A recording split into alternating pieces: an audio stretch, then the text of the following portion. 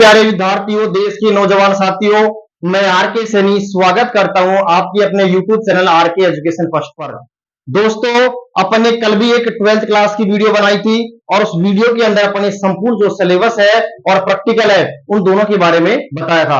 आज अपन स्टार्ट करेंगे 12th physics unit number 9 और यूनिट नंबर 9 का नाम है किरण प्रकाशिकी एवं प्रकाशिक यंत्र, अर्थात उसको कह सकते हैं ray optics and optical instrument. ठीक है, तो चलिए स्टार्ट करते हैं। अपन स्टार्ट करते हैं यूनिट नंबर 9 और यूनिट नंबर 9 का नाम है किरण प्रकाशिकी एवं प्रकाशिक यंत्र। ठीक है, देखो इस यूनिट को पढ़ाने से पहले इस यूनिट के जितने भी इंपॉर्टेंट टॉपिक है वो मैं आपको लिखाऊंगा। तो देखिए, मैं आपको लिखाऊंगा सबसे पहले इंपॉर्टेंट टॉपिक कौन कौन से हैं इसके इंपॉर्टेंट टॉपिक, ताकि आपको पढ़ने में आसानी रहेगी। हालांकि आपको पढ़ना सब कुछ है, चाहे आपके लिए इंपॉर्टेंट हो चाहे आपके लिए इंपॉर्टेंट नहीं हो, सब कुछ पढ़ना है, लेकिन इंपॉर्टेंट टॉपिक लिखाने का एक ही उद्देश्य होता है ताकि आपका ध्यान जो है कम से कम इनके पर अट्रैक्शन रहे, यानी इनको तो कम से कम पढ़े अपन। तो देखो, सबसे पहला इंपॉर्टेंट टॉपिक की बात करें तो पहला इंपॉर्टेंट टॉपिक अपना है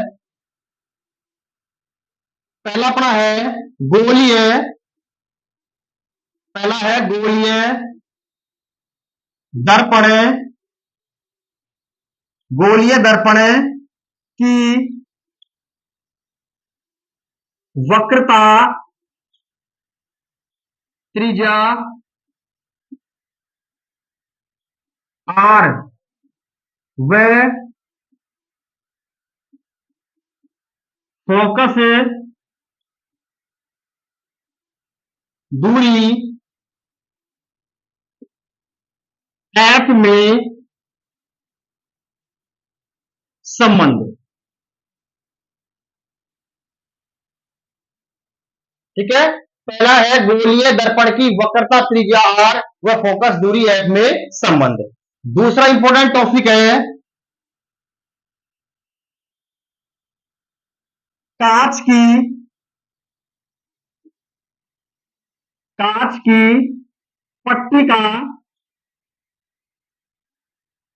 की पट्टिका द्वारा अपवर्तन व पार्श्विक विस्थापन।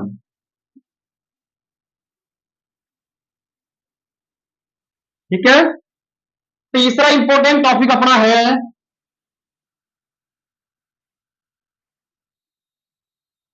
दर्पण सूत्र, या इसे कह सकते हैं दर्पण समीकरण। तो देखो, दर्पण सूत्र या दर्पण समीकरण क्या होती है? 1/f बराबर 1/v प्लस 1/u। ठीक है, पहला इंपॉर्टेंट टॉपिक है गोलीय दर्पण की वक्रता त्रिज्या आर व फोकस दूरी एफ में संबंध। दूसरा है कांच की पट्टिका द्वारा अपवर्तन व पार्श्विक विस्थापन। तीसरा है दर्पण सूत्र या दर्पण समीकरण, ये होती है 1/f बराबर 1/v प्लस 1/u। ठीक है, चौथा है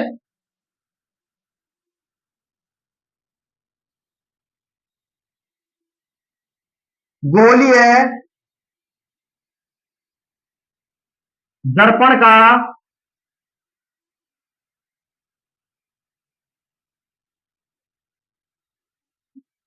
अपवर्तन का गोलीय दर्पण के लिए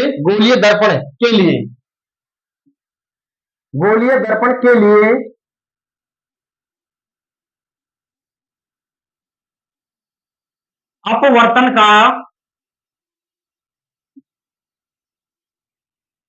सूत्र।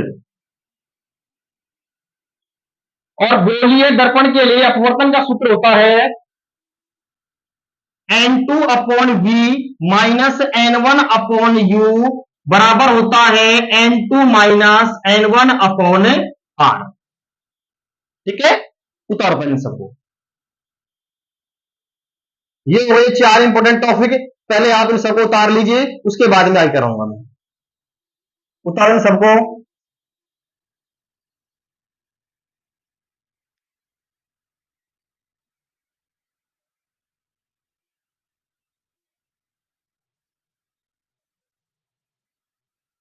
उतार लिया होगा। देखिए भाई, अगला इंपॉर्टेंट टॉपिक कौन सा है? अगला इंपॉर्टेंट टॉपिक है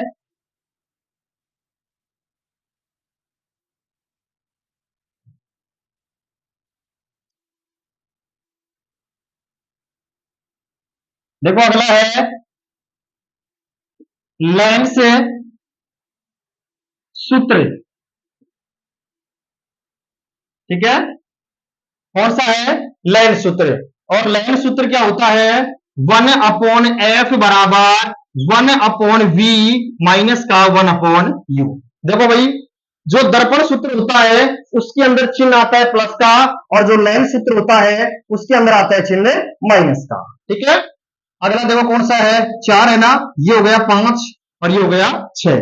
छठा है लेंस मेकर सूत्र, या इसे कह सकते हैं लेंस निर्माताओं का सूत्र। ठीक है, और लास्ट इसके अंदर इंपॉर्टेंट टॉपिक कौन सा है? लास्ट इंपॉर्टेंट टॉपिक इसके अंदर है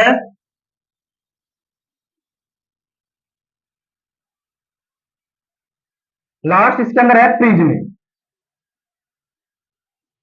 लास्ट इसके कौन सा है? प्रिज्म। ठीक है, अब देखिए भाई, ये जो लास्ट टॉपिक आपका है प्रिज्म वाला, ये आपके प्रैक्टिकल के अंदर भी है। ये टॉपिक आपके प्रैक्टिकल के अंदर भी है, और ये जो टॉपिक है वो आपके थ्योरेटिकल के अंदर भी है। वह भी पढ़ना पड़ेगा आपको। वही ग्राफ बनेगी, वही आपके सामने प्रिज्म आएंगे। ठीक है, तो ये सेम टॉपिक जो है वो आपकी प्रैक्टिकल के अंदर भी है और थ्योरेटिकल के अंदर भी है। ठीक है, अब देख लेते हैं अंक निर्धारण। यानी जो बोर्ड के द्वारा इसको अंक निर्धारण किया गया है वो है लगभग 5 से 6 नंबर का। जो यूनिट नंबर 9 है, ये यूनिट नंबर 9 जो बोर्ड के द्वारा निर्धारित अंक दिया गया है वो है लगभग 5 से 6। इसके अंदर एक क्वेश्चन आएगा बड़ा, वो आएगा 4 नंबर का। ठीक है, एक क्वेश्चन इसके अंदर आएगा बड़ा, वो लगभग 4 नंबर का आएगा। और अब की बार आया था लेंस मेकर सूत्र, या कह सकते हैं लेंस निर्माताओं का सूत्र। ये वाला क्वेश्चन आया था 4 नंबर का। अब की बार जो एग्जाम के अंदर 2024 के अंदर जो आपकी एग्जाम लगी थी, ठीक है, आरबीएससी की, आरबीएससी 12th की, उसके अंदर 4 नंबर का आए थे। ठीक है, और उसके बाद में एक क्वेश्चन आया था 1 नंबर का, और 2 क्वेश्चन आए थे आधे आधे नंबर के, वो मैं आपको बताऊंगा।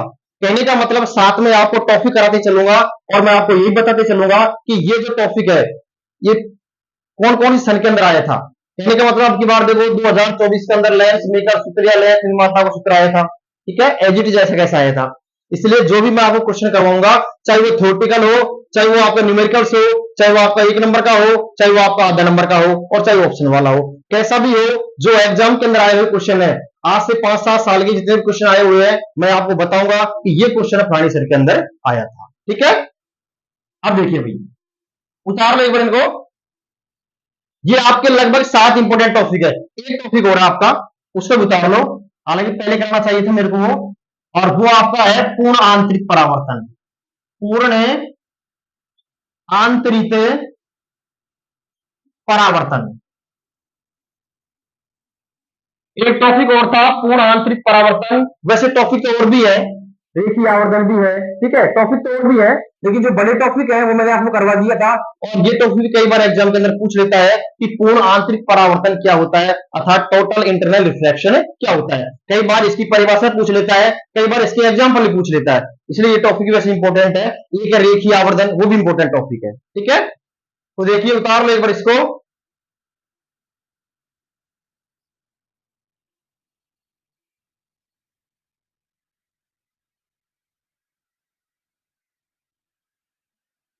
अब देखो भाई, अब अपन को पढ़ाना क्या है, इस यूनिट के अंदर अपन को पहला जो टॉपिक लेना है वो कौन सा लेना है, उसके बारे में बात करेंगे।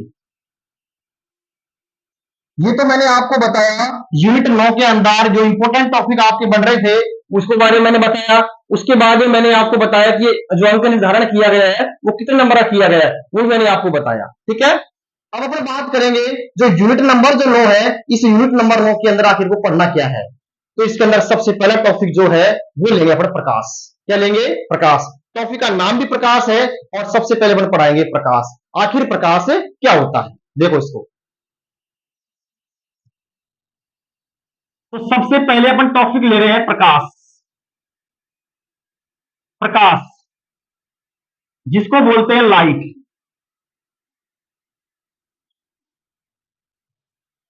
सबसे पहले टॉपिक लेंगे अपन प्रकाश अर्थात लाइट क्या होती है। देखो भाई, ये टॉपिक आपने 10th क्लास के अंदर ही पढ़ लिया, ये आपके लिए कोई नया टॉपिक नहीं है, ये 10th क्लास के अंदर भी चलता था कि प्रकाश क्या होता है, और वही टॉपिक आप सेम यहाँ पे है, ठीक है।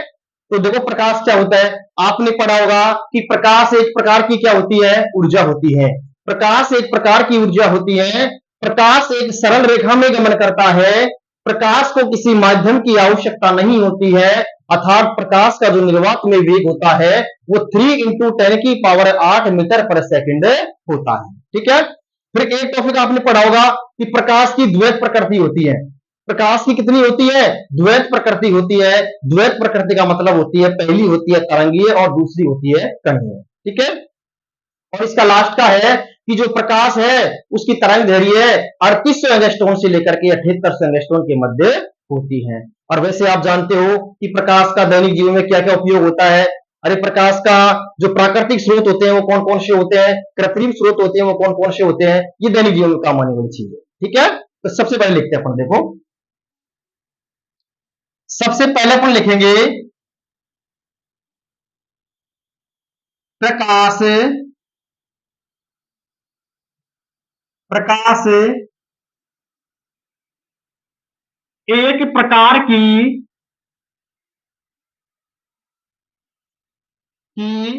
ऊर्जा होती है। अरे प्रकाश एक प्रकार की क्या होती है, ऊर्जा होती है। दूसरा है प्रकाश, दूसरा है प्रकाश सीधी रेखा में, प्रकाश सीधी रेखा में गमन करता है। प्रकाश एक सीधी रेखा में क्या करता है, गमन करता है। और तीसरा है प्रकाश को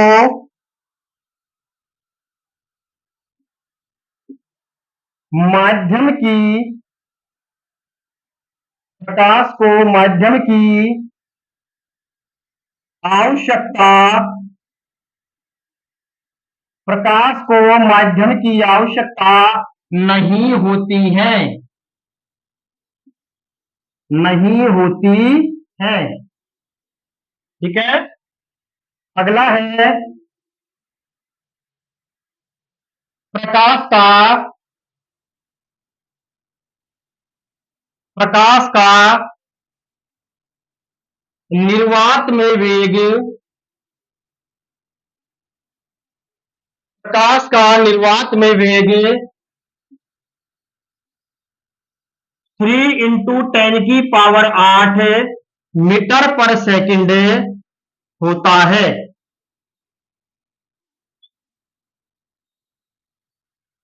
प्रकाश का निर्वात में वेग कितना होता है, 3 × 10⁸ मीटर पर सेकंड होता है। देखो अगला है, चलो ऊपर लिख देता हूं उसको मैं। अगला है, लिखो एक बार आप इनको सबको। पहला है प्रकाश एक प्रकार की ऊर्जा होती है। दूसरा है प्रकाश सीधी रेखा में गमन करता है। तीसरा है प्रकाश को माध्यम की आवश्यकता नहीं होती है। और चौथा है प्रकाश का निर्वात में वेग 3 × 10⁸ मीटर पर सेकंड होता है। ठीक है, अगला देखो, अगला देखो, पांचवा है प्रकाश की,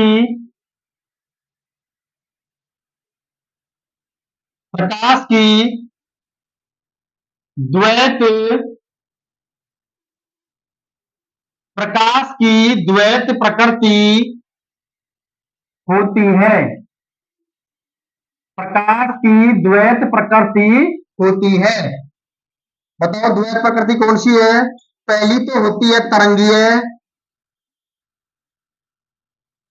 और दूसरी होती है कणीय।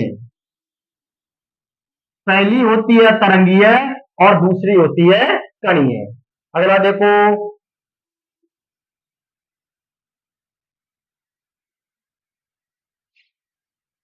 प्रकाश की तरंग दैर्घ्य, प्रकाश की तरंग दैर्घ्य, प्रकाश की तरंग दैर्घ्य 3800 एंगस्ट्रॉन से लेकर के 7800 एंगस्ट्रॉन तक होती है। एंगस्ट्रॉन तक होती है। ठीक है, और एक एंगस्ट्रॉन बराबर होता है 10⁻⁻10 मीटर। एंगस्ट्रॉन का मतलब क्या होता है? 10⁻⁻10 मीटर। ठीक है, तो ये मैंने आपको प्रकाश के बारे में बताया है कि प्रकाश क्या होता है। और वैसे आप जानते हो कि प्रकाश का प्राकृतिक स्रोत कौन कौन से होते हैं, कृत्रिम स्रोत कौन कौन से होते हैं, इनको लिखाने की आवश्यकता नहीं। ठीक है, तो शायद मैंने आपको जो समझाया है वो आपके समझ में आ गया होगा। फिर भी अगर किसी के समझ में नहीं आया हो, कमेंट बॉक्स में लिख देना कि सर मेरे ये समझ में नहीं आया। ठीक है, धन्यवाद।